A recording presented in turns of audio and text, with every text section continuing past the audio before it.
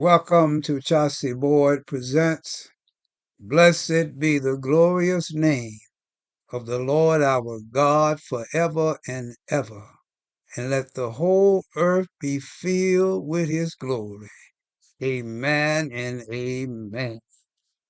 This is an audio version of one of my articles available on my Total Life Insight website. The actual reading of the article is computer generated, so it is not my voice. Enjoy. Yours truly, Chaurcey. If you desire to read the article instead of listening to this video, please see the link in the description section of the video posting. The Sabbath question, a historical perspective, early church, Constantine, Synod of Laodicea, Catholic Church. This article shows that at least as early as the 4th century AD some major church leaders considered the day we know as Saturday to be the biblical Sabbath. Christianity largely considers Sabbath day as Old Covenant and Lord's Day as New Covenant. In this regard, Sabbath refers to Saturday and Lord's Day refers to Sunday. Many but not all churches associated with Christianity consider Sunday as the primary day or worship and rest. Roman Emperor Constantine issued an edict in AD 321 in which he declared Sunday to be a day of rest for some but not all. Constantine's Edict of 321 says, "On the venerable day of the sun let the magistrate and people residing in cities rest, and let all workshops be closed." In the country, however, persons engaged in agricultural work may freely and lawfully continue their pursuits, because it often happens that another day is not so suitable for grain growing or for vine planting, lest by neglecting the proper moment for such operations the bounty of heaven should be lost. In the edict the phrase venerable day of the sun refers to Sunday. The edict only applied to those living in the cities. It did not apply to those engaged in agricultural work. Moreover, Constantine did not use the word Sabbath but did use Sunday in the edict. Sunday worship as the Lord's Day can be traced back at least to the 4th century at the Council of Laodicea. However, it may be traceable back to the 2nd century, for it is reported that in AD 107 Saint Ignatius declared the Lord's Day to be observed by Christians instead of the Sabbath. Additionally, a church leader named Justin reportedly between AD 155 to 157 wrote that Christians commonly met for worship on Sunday. Also, a church leader named Tertullian reportedly said in AD 200 that the Lord's Day is Sunday.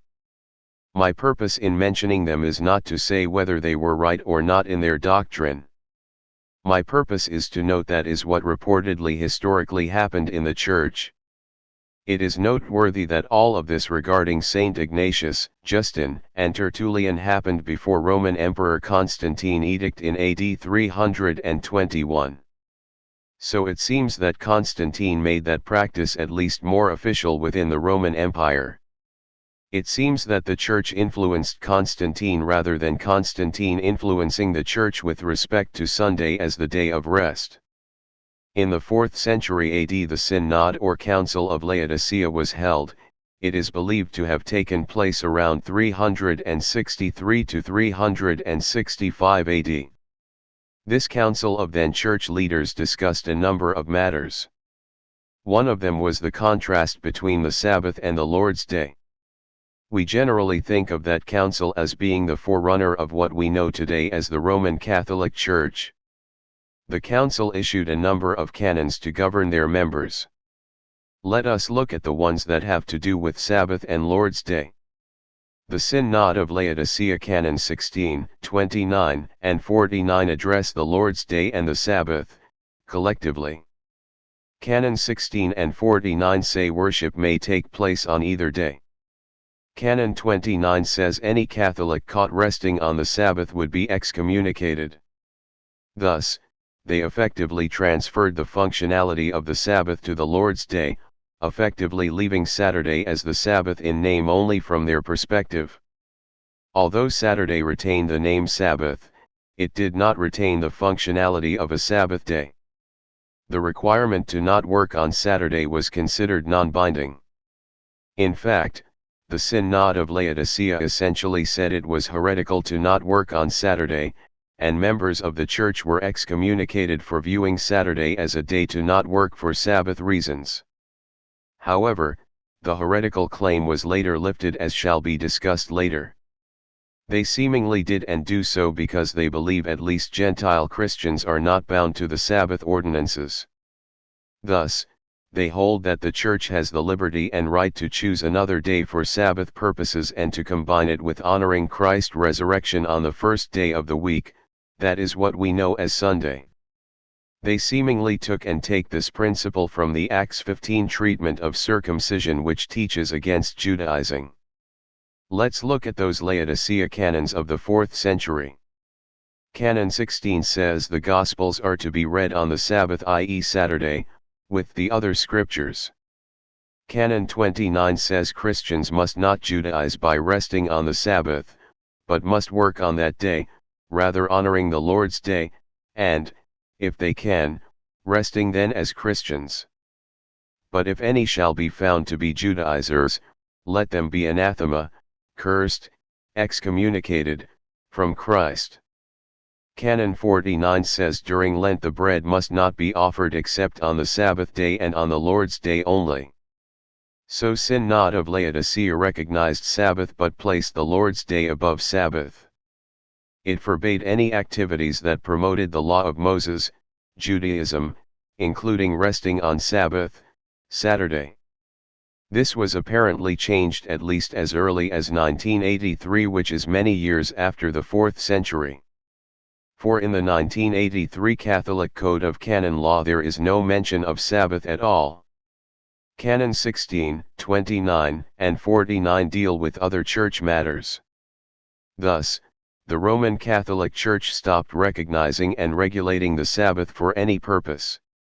Instead, the focus shifted solely to the Lord's Day for the primary day of restful worship, although the Church tends to meet multiple times during the week including the Sabbath.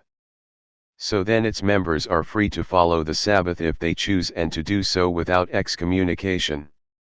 Thus, the claim to be heretical for not working on Saturday for Sabbath reasons was lifted.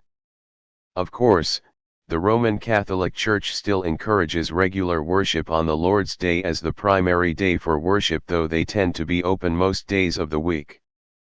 This view of Sunday as the Lord's Day and Saturday as the Sabbath is still held by the Roman Catholic Church, including the lifting of the heretical claim. Most, though not all, Protestant churches have a similar view. Seventh-day Baptist and Seventh-day Adventist are example exceptions, for their primary day of worship and rest is Saturday. In my view, given the recognition of Saturday as the Sabbath at least as early as the 4th century AD, it would have been better if all the church had kept Saturday as the primary day of worship and rest, for the church world could have still honored Jesus' resurrection on Saturday Sabbath regardless of the actual day of resurrection. After all, Jesus is Lord of the Sabbath, Matthew 12:8, Mark 2:28, Luke 6:5. However, Colossians 2:14-17, especially Colossians 2:16, does seem to give liberty and right to not so do on Saturday but do so do on Sunday. Colossians 2:16 certainly forbids us from judging or requiring others to choose the day we choose. This is supported by scriptures such as 2 Corinthians 3:6, where the spirit rather than the letter is seen as more important. So though I think the better way was to choose Saturday in the early days of Christianity, I do hold the Bible gives the church the liberty and right to choose either Saturday of Sunday as the preferred day of rest and holy convocation. References: Synod of Laodicea, 4th century. Current Catholic Code of Canon Law, see Book 4, Part 3 for Sacred Times. History of the Christian Church. Well, I hope you enjoyed the lesson and found it enlightening. If you have any questions or comments, please contact me at chaurceyboard.com. That's CHAURCEYBOYD.com. God bless. Goodbye.